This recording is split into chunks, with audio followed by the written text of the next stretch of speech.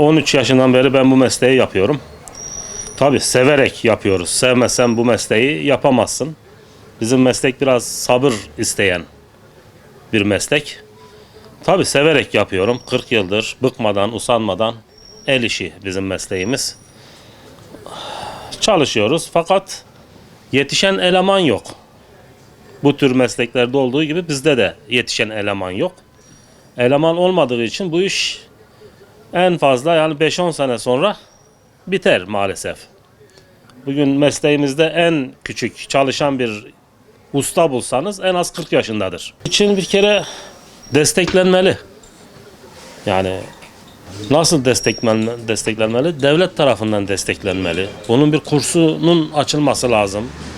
Bundan mesela 30-35 sene önce kurs vardı.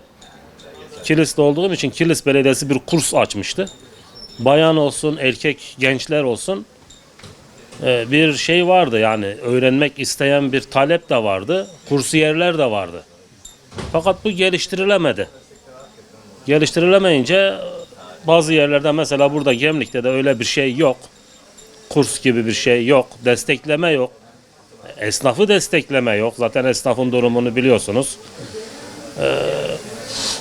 Maalesef bizim meslek yavaş yavaş bitiyor. En fazla dediğim gibi 10 yıl sonra biter. Sıkıntı aileden kaynaklanıyor. İkinci sıkıntı eğitim sisteminden kaynaklanıyor bana göre. Daha çok eğitim sisteminden. Şimdi bu mesleğe 11-12 yaşında en fazla 12-13 yaşında girmen lazım ki öğrenebilesin. Şimdi çocuk 4+4+4+ okumak zorunda. 16, 17, 18 yaşında okulu bitiriyor. Ondan sonra mesleği istese de öğrenemez. Aile de ona söz geçiremez. Okullardan da başlaması lazım. Halk eğitimlerimiz var şimdi. Halk eğitime yönelip gençleri hem okuyup hem bir meslek sahibi edindirmeleri lazım. Bugün gençlerimiz okuyor. Üniversite okuyanlar da boş gezmek zorunda kalıyor. Çünkü okuyan çok, yetişen az. Ondan sonra boş, işsiz gençlerimiz artıyor. Ama elinde bir meslek olsa, mesela benim yanımda bir eleman olsa kesinlikle boş kalmaz. Aileler de çocuklarını yani tamam okutsunlar. Tabii ki eğitimini alsın çocuklar.